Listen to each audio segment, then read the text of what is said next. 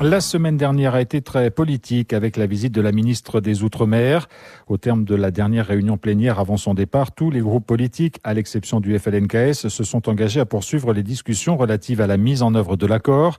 Naïma Mouchou a également annoncé une consultation citoyenne anticipée avant l'adoption de la loi constitutionnelle. Ce sera probablement en février, conformément au calendrier envisagé lors de la signature de l'accord de Bougival.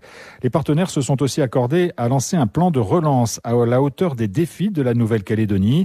Sur ce point, le MEDEF estime avoir été entendu, mais attend maintenant des réponses concrètes sur les aides de l'État pour l'année prochaine.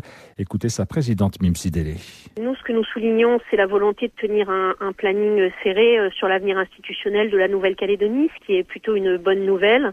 Nous espérons avoir de la visibilité le plus tôt possible. Pour la partie économique, mais le travail en fait se poursuit plutôt en coulisses avec les équipes de Claire Durieux. Nous travaillons toujours sur le plan de relance économique pour lequel maintenant nous attendons très précisément les arbitrages budgétaires de l'État et c'est ce qui nous a manqué pendant cette semaine de visite de la ministre.